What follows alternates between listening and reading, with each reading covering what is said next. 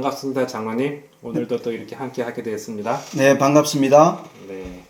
자, 그럼 오늘 또 이렇게 기다리던 또 마지막 때의 마지막 그 예언의 시간을 시작하도록 하겠습니다. 첫 번째 에피소드에서 하나님께서 1990년대를 중요한 시대의 표적으로 세우셨다고 하셨었죠. 근데 이 1990년대가 어떻게 예언의 중심에 있는지 방송을 시청하시는 분들, 그리고 저 역시 많이 궁금하고 기다려졌습니다. 오늘 이 시간에는 그것에 대하여 성경적 근거를 하나하나 찾아가는 그러한 작업이 될 것 같습니다. 장로님, 그럼 우리가 무엇부터 알아야 할까요? 네, 이 예언을 이제 우리가 성경만으로 풀어나가는 데 있어서 제가 세 가지를 좀 우리가 말씀드리고 싶습니다. 예언 연구에서 우리가 얻는 유익이 있는 만큼 그 유익을 우리가 누리려면 수행해야 될 과제가 있습니다. 그래서 첫 번째로 오늘 강의의 내용은 예언은 세상을 보는 눈이다. 그러니까 세상 사람들이 보는 세상 역사. 근데 하나님의 백성들이 세상 역사를 어떻게 봐야 될 것인가? 저는 하나님이 예언을 주시는 이유가 그러한 우리의 시선을 하나님이 바르게 교정시키기 위하여 예언을 주신다고 생각을 해요. 그래서 그러한 눈을 가지려면 하나님이 예언을 어떻게 전개하고 계시는가? 전개 방식을 이해하는 것이 필요합니다. 그리고 두 번째는요. 예언은 때가 가까울수록 이해의 폭이 달라집니다. 그 말은 무슨 말이냐 하면은 예언은 그것이 성취될 때가 되어야 정확히 이해가 되는 거예요. 여러분 우리가 예를 들면 미국에서 일요일 짐승의 표에 대하여 수백 년 동안 사람들이 얘기했는데 이 짐승의 표가 어떤 식으로 전개되는 것에 대하여 희미하게 이해되다가 가까워오면 이게 이런 식으로 전개되는구나 이해되는 것처럼 예언은 그런 특성이 있는 것입니다. 그러므로 예언을 연구하는 연구자들이 특별히 가져야 될 중요한 자세가 뭐냐 하면은 기존에 내가 믿고 있던 방식으로 예언을 고집하면 안 되는 거예요. 시대가 지나가면 예언의 연구는 점점 더 이해가 깊어지고 정확히 이해되기 때문에 내가 지금까지 이해하고 있던 방식이 옳은 것인가를 그때마다 뭐 해야 되는 겁니까? 점검해야 한다는 것입니다. 이 과정을 거쳐야 마지막 이 예언의 기능은 그러한 연구자의 영혼을 깨우고 이 영혼이 깨워진 심령이 되면 하나님 앞에 서는 우리의 자세, 하나님의 말씀 앞에 말씀을 듣는 자세, 말씀에 따라 살아가는 우리의 자세에 큰 개혁이 일어나는 것입니다. 그럼 예언을 연구할 때 졸며 자다가 깰 수 있다는 말인가요? 열처녀처럼요? 그렇죠. 그러니까 열처녀가 보라 신랑이다 이 말이 뭐냐면 예언적 연구에서 외쳐지는 기별이에요. 그 기별을 듣고 거기에 두 부류가 갈라집니다. 뭐냐면 등을 준비하는 일에서 갈라져요.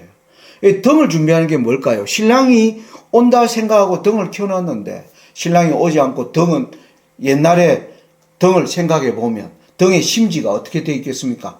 걸러져 있습니다. 그래서 가위를 가지고 등의 심지를 잘라서 새 심지를 올려야 되고 그리고 기름이 이제 잘 공급되어야 등이 활활 타는 것처럼 바로 예언 연구를 통해서 사람들은 그들의 지금까지 신앙의 심지를 다시 점검하고 그리고 기름은 성령을 나타내잖아요. 성령이 인도하는 길을 따라 성경을 연구하면서 영혼이 깨어나는 열처녀의 비유는 그런 의미에서 적절하다고 생각이 됩니다. 자, 그럼 이제 1990년대 이후가 마지막 때의 마지막이라는 것을 이해하려면 다니엘 11장과 계시록 17장에서 19장을 잘 이해해야 한다고 하셨고요.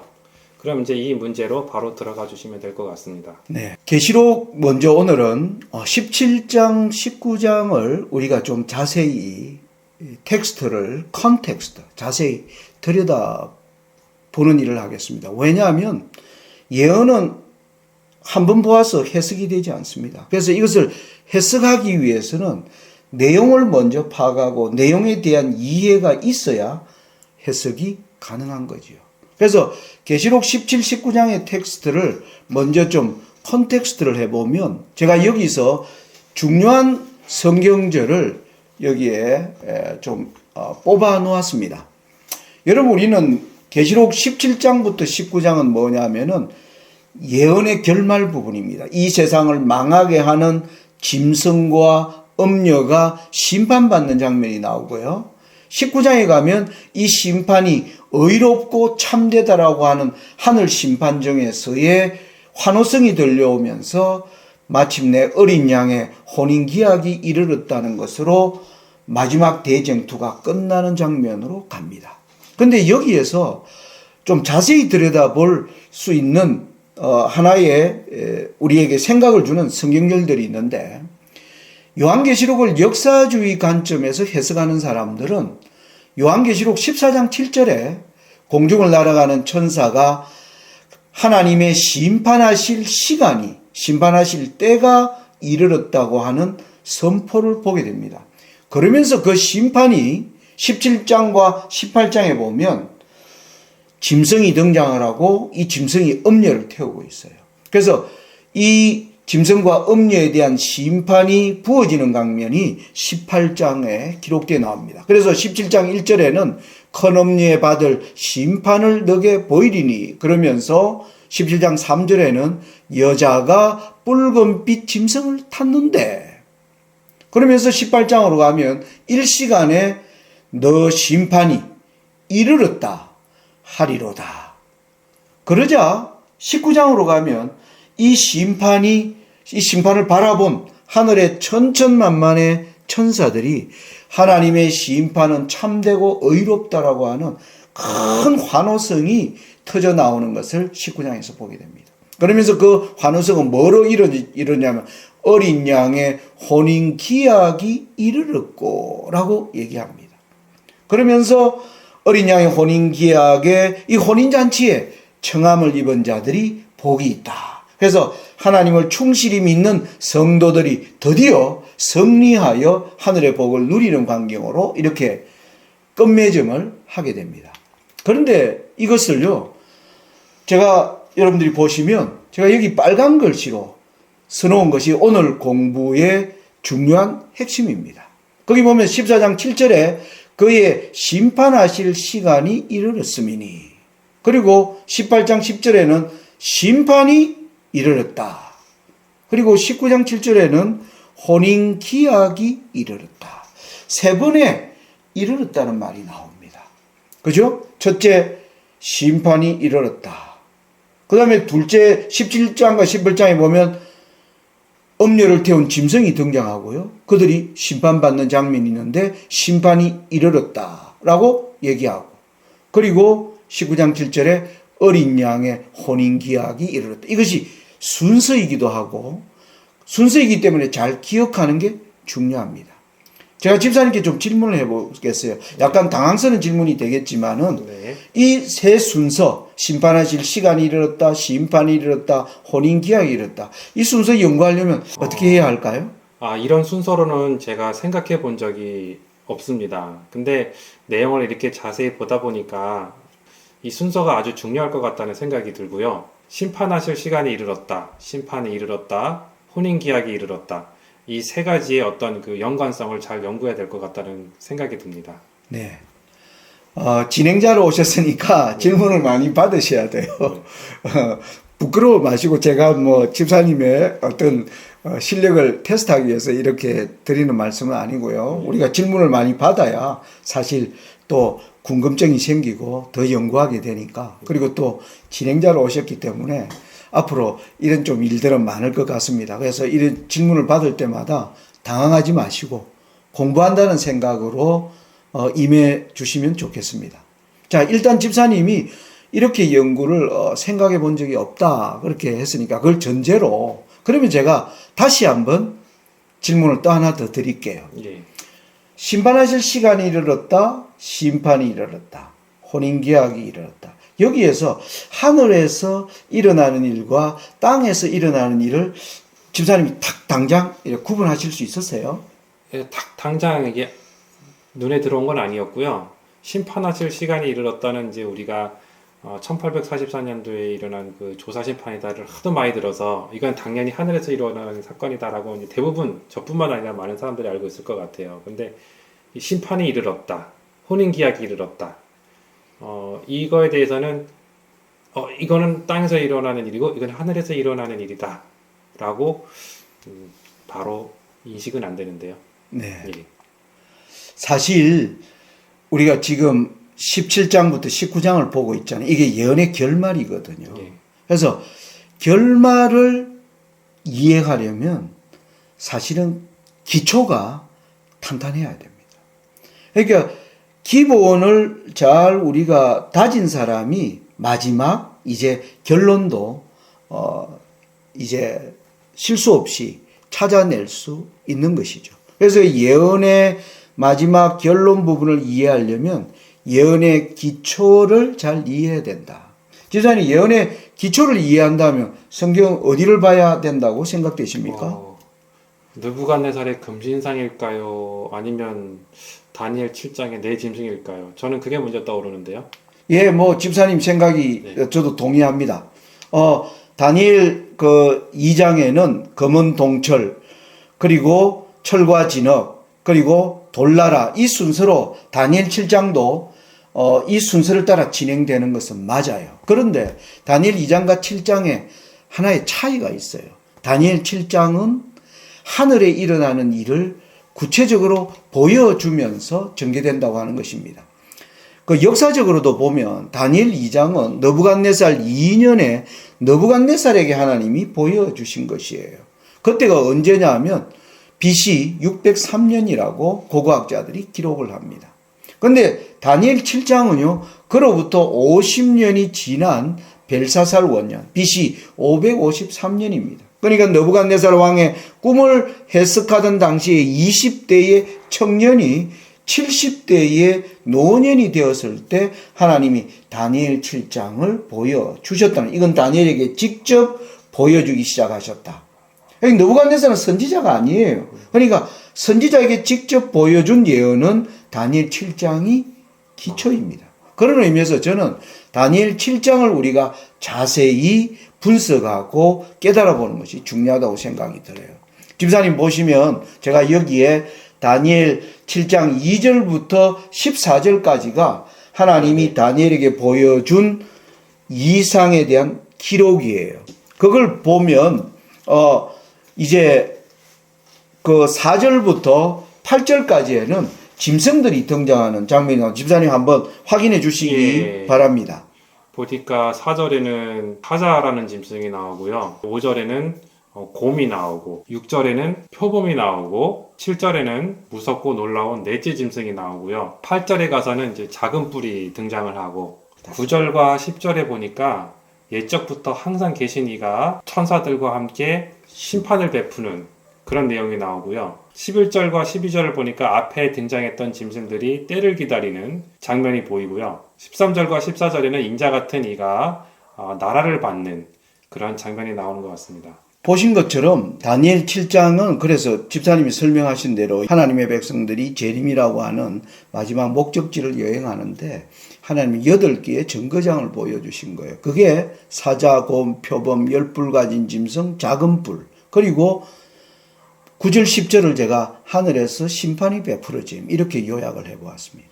그리고 11절 12절은 앞에 나왔던 짐승들이 이야기가 나오면서 이 짐승들이 죽임을 당한 것 같은데 생명이 보존되어 정한 때가 되면 살아나는, 그래서 제가 정한 때를 기다리는 짐승이라고 요약을 했고요.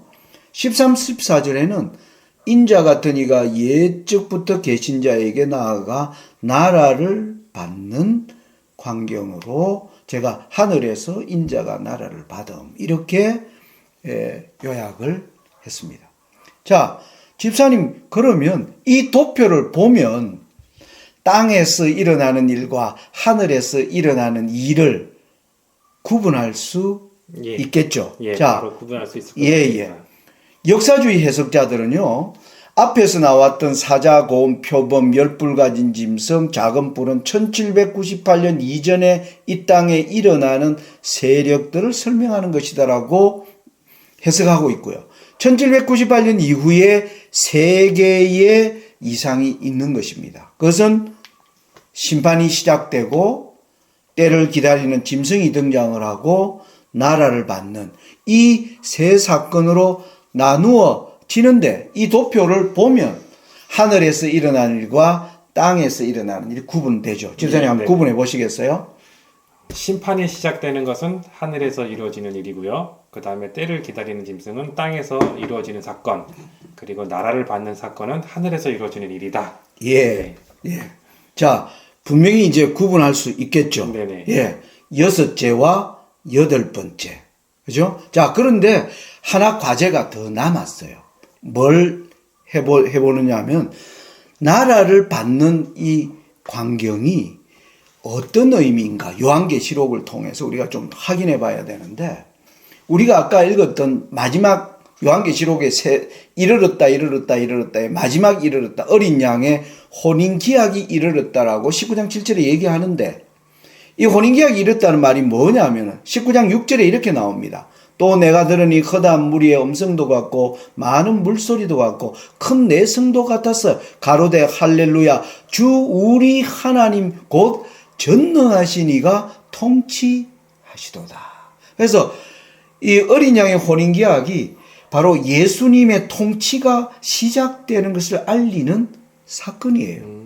그러면서 그 아내가 예비했던 아내가 누구인지를 이제 보면 구체적으로 드러납니다. 21장 9절과 10절에 내가 신부 곧 어린 양의 아내를 너게 보이리라 하고 하늘에서 내려오는 거룩한 성 예루살렘을 보이리. 자, 바로 인자가 나라를 받는 다니엘 7장의 마지막 8번째 이상 나라를 받는 게 요한계시록에는 어린 양의 혼인식으로 설명하고 있다는 것이죠. 그럼 이쯤에서 간단히 정리를 해보자면 1798년 이후에 하늘에서 심판이 시작되고요. 땅에서는 때를 기다리는 짐승이 있고 그 다음에는 나라를 받는, 즉 성경에서 어린 양의 혼인식이라고 표현하는 사건이 있다. 그러면 아까 그 다니엘 7장에서 봤던 세 이상이 있었잖아요. 그것과 지금 요한계시록에 일어났던 세 가지 이르렀다와 같은 사건임을 우리가 알 수 있는 것 같습니다. 자, 그러면 우리가 이제 이걸 정리해야 돼요. 조사 심판, 그리고 조사 심판은 하늘에서 있고 땅에서 짐승이 등장을 하고요. 그리고 다시 하늘에서 혼인식이 있어요. 그래서 조사 심판이 먼저 있고 혼인식 이후에 있는 것을 우리가 확인할 수 있는데 이걸 또 성경으로 우리가 좀 뒷받침을 해봐야 되는 거예요. 다니엘 7장 10절에 아까 심판을 베푸는데 책들이 펴놓였더라. 이 심판에 알리는 게 뭐냐면 마태복음 22장에 보면 천국은 마치 자기 아들을 위하여 혼인잔치를 베푼 어떤 임금과 같으니 하면서 이 왕의 아들의 혼인식에 손님들을 초청하고 손님들이 가득하자 왕이 손님들의 예복을 입었는지를 보러 들어오는 장면이 오는 것입니다. 여기에서 우리가 알 수 있는 것은 하늘에서 이루어지는 심판, 왕의 아들의 혼인식은 하늘에서 이루어지는 거죠. 그래서 하늘에서 이루어지는 심판은 혼인식에 참여하는 사람들의 예복을 조사하는 일이 먼저 있음을 말하는 바, 이 심판을 역사주의 해석자들은 간단하게 줄여서 조사 심판이라고 부르는 이유가 여기에 있습니다. 맞아요. 지금 쭉 그 생각하고 있었거든요. 때를 기다리는 짐승은 언제 어떻게 활동하는 것이지 하면서 말입니다. 그럼 이 주제의 중요성이 크기 때문에 이 그림을 제가 다시 한번 정리를 해보겠습니다. 세 가지 사건, 즉 조사심판, 짐승의 등장, 어린 양의 혼인식 이렇게 전개되어 나가고요. 예언의 시작인 다니엘 7장과 예언의 결말인 계시록 14장에서 19장의 진행이 같은 것임을 확인했습니다. 세 사건 가운데 조사심판과 어린 양의 혼인식은 하늘에서, 짐승의 등장은 땅에서 이루어지는 일이다라는 것을 말입니다. 네. 오늘은 이제 제가 시작할 때 말씀드렸죠. 네. 예언의 전개 과정을 우리가 성경을 통해서 확실히 체크하는 데 목적이 있습니다. 그래서 오늘 강의의 내용을 다시 한번 정리를 했습니다. 다니엘 7장과 계시록 14, 19장의 전개 방식이 같다. 다니엘 7장에 특별히 어디에 1798년 이후에 일어나는 전개 방식이 같다는 겁니다. 그죠? 그래서 다니엘 7장은 예언의 시작이고 계시록 17, 19장은 예언의 결말인데 시작과 결말이 일치하는 것을 우리가 확인해. 하나님이 여기에 초점을 맞추고 있다. 포커스가 여기에 있다는 겁니다. 그 다음에 두 번째, 예언의 시작과 결말은 마지막 때에 1798년 이후에 일어나는 마지막 때에 세 개의 사건을 강조하고 있습니다. 뭐냐? 조사심판, 짐승의 등장, 어린 양의 혼이지. 이걸 우리가 정확히 성경으로 지금 이해를 했습니다. 그리고 마지막 때 이 세 가지 사건을 분별하는 것. 하늘에서 일어나는 일은 조사심판과 혼인식은 하늘에서 일어나는. 우리가 이 땅에서 눈으로 확인할 수 없습니다. 땅에서 일어나는 일은 짐승이 등장하는 것입니다. 이걸 우리가 확실히 구분하는 게 중요하고요. 그러면 이제 다음 강의부터는 조사심판과 혼인식 사이에 짐승이 등장하는 거예요. 그러니까 우리가 이 땅에서 일어나는 일을 통해서 하늘에 일어나는 일들을 이해할 수 있도록 성경이 기록되어 있다. 그래서 오늘 강의를 이렇게 제가 요약 정리할 수 있겠습니다. 네, 감사합니다.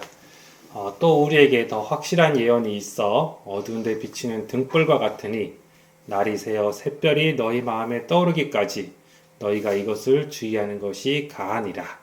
먼저 알 것은 경의 모든 예언은 사사로이 풀 것이 아니니 예언은 언제든지 사람의 뜻으로 낸 것이 아니요 오직 성령의 감동하심을 입은 사람들이 하나님께 받아 말한 것임이니라. 베드로서 1장 19절에서 21절 말씀입니다. 우리가 성경을 사사로이 풀 것이 아니라고 했는데 우리가 지금까지 성경만으로 풀어온 것이 맞는지 저와 시청자 여러분들이 함께 점검해야 될 그런 시간이 된 것 같습니다. 진행하는 내용에 대한 적극적인 반론과 질문, 카톡과 메일, 전화 혹은 댓글 어느 방식이든지 보내주시면 바로 반영하도록 하겠습니다. 뜨거운 참여와 관심 부탁드립니다. 감사합니다, 집사님. 네, 감사합니다, 장로님.